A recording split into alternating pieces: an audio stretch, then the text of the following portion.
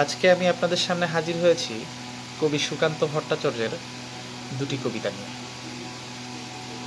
আমি প্রথম আপনাদের মাঝে শোনাতে চাই কবি সুকান্ত ভট্টাচার্যের ছাড়পত্র কবিতাটি।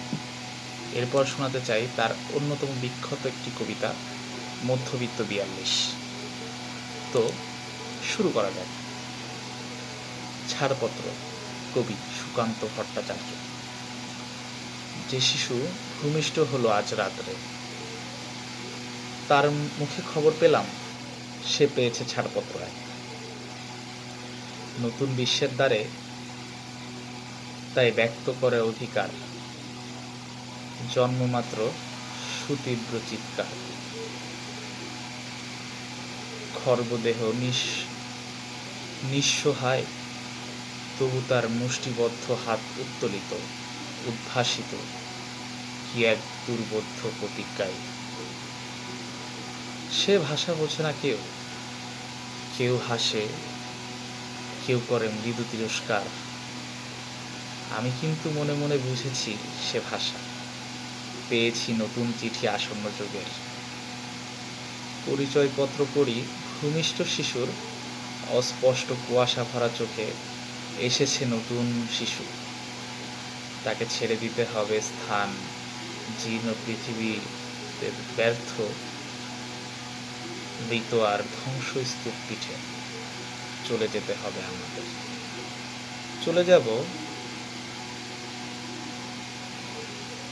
তবু আজ যতক্ষণ দেহে আছে প্রাণ, প্রাণপণে পৃথিবীর সবার জঞ্জাল, এ বিশ্বকে এ শিশুর বাসযোগ্য করে যাব আমি। নবজাতকের কাছে এ আমার দৃঢ় অঙ্গীকার, দৃঢ় অঙ্গীকার।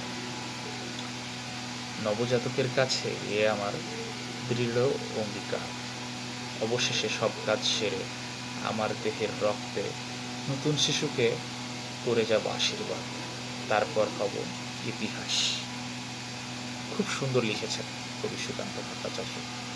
এই কবিতার ভাবার্থ বোঝাতে গিয়ে আমি আপনাদের বলতে চাই, পৃথিবীর বর্তমান যে দশা আছে, এটি পৃথিবীর নিয়মে চলছে। প্রকৃতি তার নিয়মে ধ্বংস করছে, নতুন সৃষ্টি করছে। কিন্তু পৃথিবী দিন দিন মানুষের মানবতা বা মানবিক দিকের যে অবক্ষয় তৈরি হচ্ছে, সেখানে কবি একটি আন্দোলনের মাধ্যমে সে অবক্ষয় দূর করার মাধ্যমে সে তার নিজের জান, নিজের প্রাণ নিজের শহীদী মৃত্যু গ্রহণের মাধ্যমে নতুন পৃথিবীকে, নতুন নবজাতককে একটি নতুন পৃথিবী দান করে নিজেকে ইতিহাস হিসেবে গড়ে তুলে রেখে যেতে চান।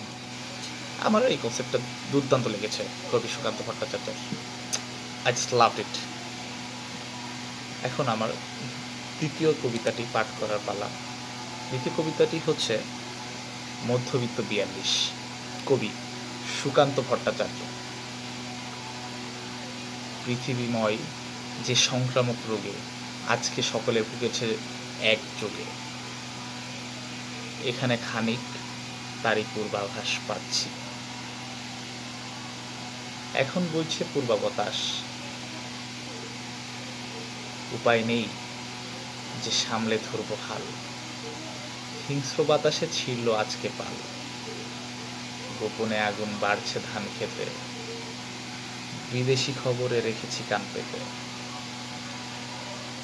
সভয়ে গোপনে আগুন বাড়ছে ধান খেতে, বিদেশি খবরে রেখেছি কান পেতে। সভয়ে এদেশে কাটছে রাত্রি দিন, সভয়ে এদেশে কাটছে রাত্রি দিন, লুব্ধ বাজারে রুগ্ন স্বপ্নহীন। কি কথা লিখেছেন! লুব্ধ বাজারে রুগ্ন স্বপ্নহীন, অর্থাৎ এই লুট, পরিলুট, লুব্ধ বাজার, বাজারে যে পরিমাণ লুট চলছে, এখানে স্বপ্নহীনরা রুগ্ন অবস্থায় ঘুরছে। এদের হাতে টাকা নেই, কেনাকাটা করার কোনো পরিস্থিতি নেই। কিছুদিন আগে বাংলাদেশের পরিস্থিতি যেমন ছিল। তারপর সহসা নেতারা রুদ্ধ দেশ জুড়ে, সহসা নেতারা রুদ্ধ দেশ জুড়ে, দেশপ্রেমিক উদিত ফুই ফুড়ে। প্রথমে তাদের অন্ধবীর মদে মেতেছি এবং ঠকেছি প্রতিপদে। দেখেছি সুবিধা নেই এ কাজ করায়, একক চেষ্টা কেবলই ভুল ধরায়। এদিকে দেশের পূর্ব প্রান্তরে আবার বোমারু রক্তপান করে, ক্ষুব্ধ জনতা আসামে চাটগাঁয়ে শানিত দ্বৈত নগ্ন অন্যায়ে তাদের স্বার্থ আমার স্বার্থকে দেখছে চেতনা আজকের এক চোখে।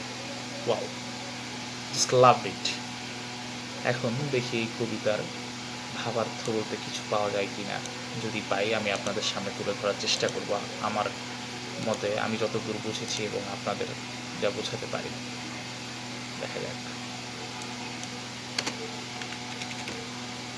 আমি খুঁজে চলছি এই কবিতার ভাবার্থ।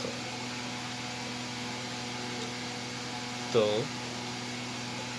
এই কবিতা ভাবার্থ খুঁজছি, দেখা যাক কি হয়, কবিতার কোনো ভাবার্থ আমি পাই কি পাই না। তো দেখা গেছে আমি একটি ভাবার্থ পেয়েছি যেটা বোঝায়। এই কবিতাটির নাম ছিল মধ্যবিত্ত ৪২। মধ্যবিত্ত হলো সামাজিক শ্রেণীবিন্যাসের মাঝামাঝি এক শ্রেণীর লোক। এর ব্যবহার প্রায়শই অস্পষ্ট যদি পেশা, আয়, শিক্ষা বা সামাজিক মর্যাদার ক্ষেত্রে সংজ্ঞায়িত না হয়। যে কোনো লেখকের সংজ্ঞায় প্রায়শই রাজনৈতিক ধারণার জন্য বেছে নেওয়া হয় বামপন্থী লেখকরা নিম্ন মর্যাদার লোকেদের নিম্ন শ্রেণীর বলাকে সমর্থন করে। আধুনিক সামাজিক তাত্ত্বিক জ্ঞান বিশেষত অর্থনীতিবিদ তাদের নির্দিষ্ট সামাজিক বা রাজনৈতিক প্রান্তের ফেলতে মধ্যবিত্ত শব্দটি সংজ্ঞায়িত ও পুনঃসংজ্ঞায়িত করেছেন। মধ্যবিত্ত গঠনের সাধারণ মাপকাঠিগুলি সংস্কৃতির মধ্যে উল্লেখযোগ্যভাবে পরিবর্তিত হয়। এদিকে এই শব্দটিকে প্রাথমিকভাবে আর্থসামাজিক অবস্থানের ক্ষেত্রে দেখানো যেতে পারে। সংকীর্ণ সংজ্ঞাগুলির একটি এটি জাতীয় আয়ের মধ্যে পঞ্চম স্তরের মধ্যে সীমাবদ্ধ। বিস্তৃত সংজ্ঞায় দরিদ্রতম ২০% এবং ধনী ২০% বাদে সবাইকে অন্তর্ভুক্ত করা হয় মধ্যবিত্তর কাতারে। প্যারাডক্স অফ ইন্টারেস্ট এর মতে কিছু তত্ত্ব মধ্যবিত্ত শ্রেণীর আকার এবং সম্পদের ভাগ নির্ধারণের জন্য ডেসাইল গ্রুপ এবং সম্পদ বিতরণ তথ্য ব্যবহার করে। আধুনিক আমেরিকান আঞ্চলিক ভাষায় মধ্যবিত্ত শব্দটি প্রায়শই সেই ব্যক্তিদের দ্বারা স্ববিবরণ হিসাবে ব্যবহৃত হয় যাদের শিক্ষাবিদ এবং মার্ক্সবাদীরা শ্রমিক শ্রেণী হিসাবে চিহ্নিত করেছেন, যা উচ্চবর্গ এবং প্রকৃত মধ্যবিত্ত উভয়ের নিচে, তবে দরিদ্রদের উপরে। এতে সহজেই অনুমেয় যে শব্দটি মার্কিন ব্যবহারের মধ্যবিত্ত শব্দটির অর্থ অস্পষ্টতার দিকে পরিচালিত করে। ডেনিস গিলবার্ট এবং জোসেফ কাহেলের মতে সমাজবিজ্ঞানীরা এই আমেরিকান স্ববর্ণিত মধ্যবিত্ত শ্রমজীবী শ্রেণীটিকে যুক্তরাষ্ট্রকে সর্বাধিক জনবহুল শ্রেণী হিসেবে দেখেন। তো এই ছিল আজকের কবিতাগুলো।